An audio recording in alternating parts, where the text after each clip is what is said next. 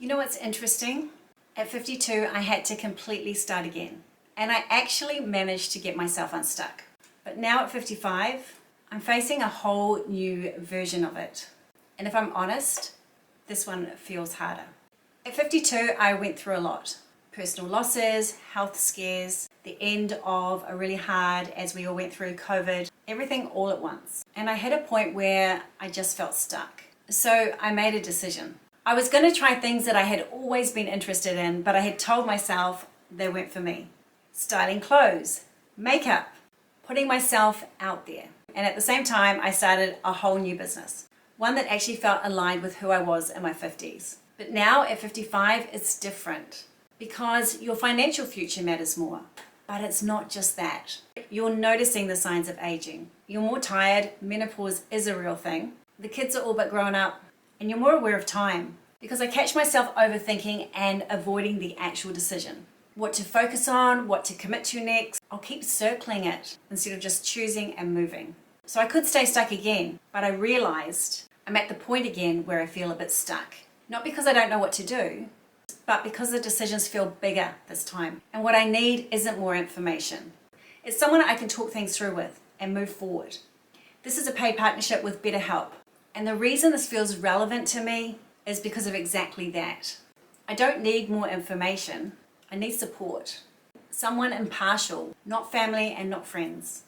Years ago, my doctor suggested support for my daughter when she returned from the US during COVID. She needed someone outside family to talk to. That's when I came across BetterHelp. BetterHelp makes it simple to get started. You can take a quiz and get matched with a credentialed therapist and talk via phone, video, or text. You can switch anytime if it's not a right fit. My one step right now is making sure I have the right support. And for me, that looks like sitting down each week and talking through decisions I've been avoiding. Because it's about having someone to talk things through with and actually move forward. You can click the link in the description, or you can go to betterhelp.com/zestygirl to get 10% off your first month. All right, let's get into today's video. This is my step toward getting unstuck and moving again. So today, this is my step. Getting out, doing something, not overthinking it. Normally I would overthink it, but this is me actually doing it. This is what I mean. Sometimes you just need to get yourself moving again. So that's my first step of getting unstuck and moving again. What's yours? Whatever it is, just take one step. Because like I said before, I think when we get stuck, it's not that we don't know what to do, it's that we keep everything in our head. There might be so many things up there swimming around in our head, and we don't actually choose something and move on it. We think about it, we circle it, we wait until it feels clear. But I'm starting to see once again, clarity doesn't come first.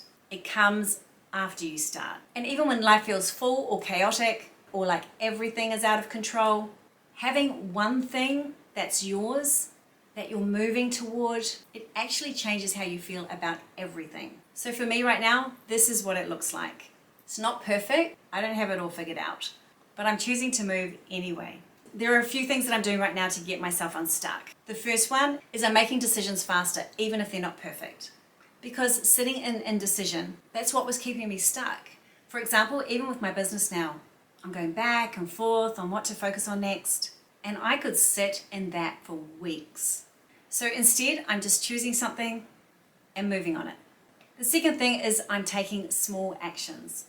Not big, overwhelming ones, just small steps that move things forward. Because I think we wait for these big moments, but it's actually the small things that shift everything.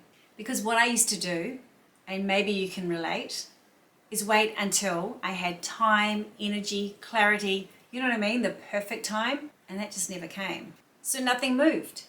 And the third thing is I'm stopping myself when I start overthinking, like actually catching it and going, no, we're not doing that today. And just doing something instead, something. And I'm not saying this is easy, because it's not. There are still days when I feel stuck, where I don't know what I'm doing, where I question everything, especially now in my 50s. Even today, I almost didn't film this. I was tired and I could be doing so many other things, but it was important to me.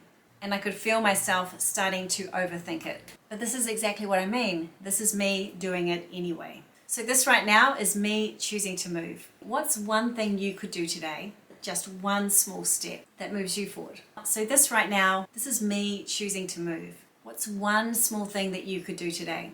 Just one small step that moves you forward.